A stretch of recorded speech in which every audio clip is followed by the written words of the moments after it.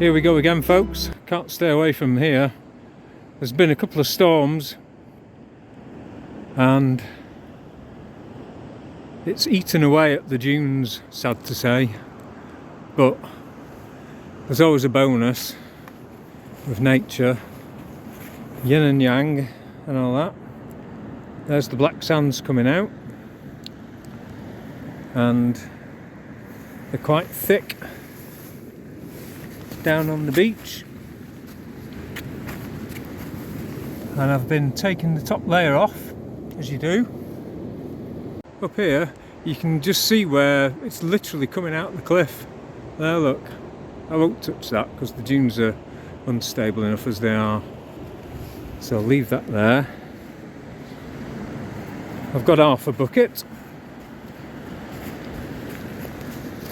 I've got the gold python set up along with my DT prospecting sluice, which I thought I might give another go on a beach gold for the first time. So let's nip over to the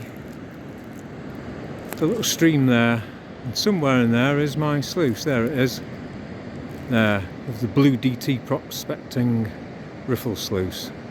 It's just occurred to me, I thought I'd try a new technique with this gold python 1000. Normally I just chuck the black sands in at the top on the landing plate and let it come down to the end. But today you'll see I've put a bit of this white stuff was it was off a dysfunctional hot water bottle, but I saw it and I thought I can make use of that. Everywhere I go I'm looking for stuff to make use of for gold panning. Anyway, that was a hot water bottle side, so I stuck that in. Might have a deeper riffle than this black stuff. Anyway, instead of putting it just there, I thought I'm just going to try chucking it all the way down the sluice, and while I'm digging I'll let it clean out on its own. I've got the DT prospecting sluice at the bottom. That was my first sluice. I swapped it for a dream mat, but I thought I'd dig it out again and see if it's any good at catching beach gold in these big riffles here. Our prospector seemed to like his deep cut riffle on the beach, so I thought I'd give that a go.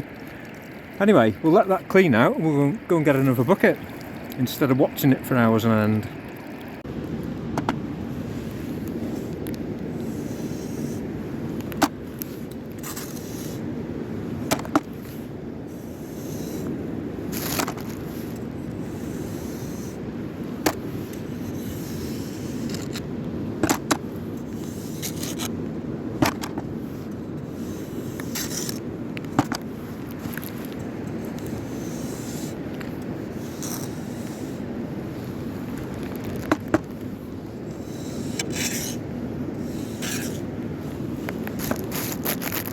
Right, I've got another half bucket there. I've run 2 half buckets through here pretty damn quickly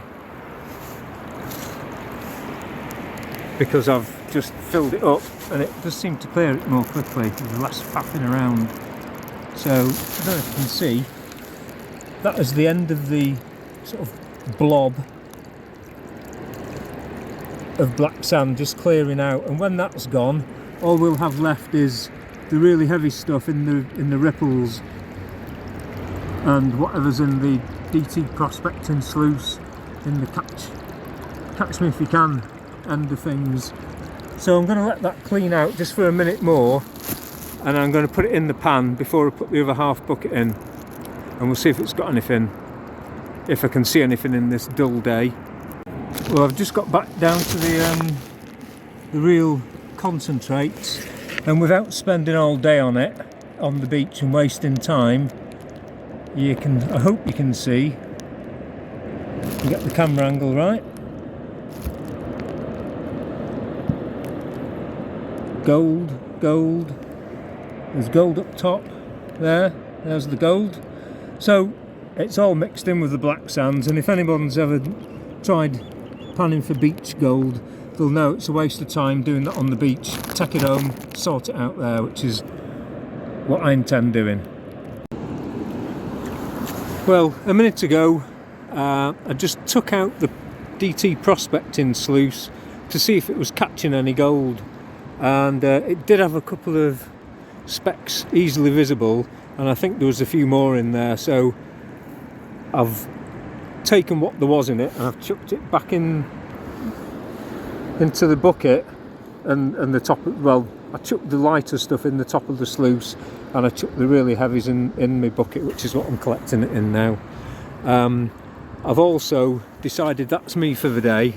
I'm only here for a couple of hours, so I've put the valve on at the end, a couple of stones, and that's just slowing it down as it clears the big slug. So what I don't want is to have caught gold, and as the slug clears, it races through and just whips all the gold out. So I've slowed it down, and as soon as that slug reaches the end, I'll stop the water flow and get it in the bucket, and I'll clean it up at home.